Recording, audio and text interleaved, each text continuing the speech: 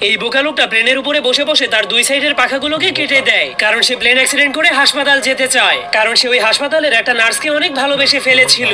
এরপর প্লেনটা ক্রাশ হলেই জলদি করে সেখানে একটা অ্যাম্বুলেন্স চলে আসে, কিন্তু একই অ্যাম্বুলেন্সের লোকেরা তো তাকে সেখানে ফেলে রেখে প্লেনটাকে নিয়ে হাসপাতালে চলে গেল। আর এই মোটা লোকটাও হাসপাতালের সেই নার্সটাকে অনেক ভালোবেসে ফেলেছিল, এই জন্য সেও অ্যাক্সিডেন্ট করে হাসপাতালে ভর্তি হওয়ার জন্য একটা ষাঁড়গরুকে লাল কাপড় দেখিয়ে রাগাতে শুরু করে দেয়। তখন ষাঁড়গরুটা তাকে বলে, মরতে চাইলে ট্রেনের সামনে গিয়ে শুয়ে পড়, 1 সেকেন্ডের মধ্যেই মরে ভূত হয়ে যাবি। কিন্তু মোটা লোকটা তার কোনো কথাই শুনছিল না, কারণ সে শুধুমাত্র অ্যাক্সিডেন্ট হয়ে হাসপাতালে যেতে চাইছিল। তখন ষাঁড়গরুটা তাকে মারার জন্য ফুল স্পিডের সামনে আগাচ্ছিল, আর সেই লোকটা কোনো ভয় না পেয়ে গুতা খাওয়ার জন্য সোজা হয়ে দাঁড়িয়েছিল। কিন্তু তখনই হঠাৎ করে ষাঁড়গরুটা কিছু দেখতে পেয়ে অনেক কষ্ট করে ব্রেক মেরে দেয়, যার ফলে সে ধীরে ধীরে মোটা লোকটার কাছে পৌঁছে যায়, কারণ সে পোস্টারের মধ্যে অনেক সুন্দরী একটা মেয়ে গরুর ছবি দেখেছিল, যার কারণে সে ওই মেয়ে গরুটার প্রেমে পড়ে যাওয়ার কারণে মোটা লোকটাকে গুতা না মেরেই ছেড়ে দেয়। তবুও মোটা লোকটা হার না মেনে নিজেকে অ্যাক্সিডেন্ট করার জন্য ট্রেনের রাস্তার উপরে গিয়ে পাছা উঁচু করে শুয়ে পড়ে। কিন্তু তখনই চিকু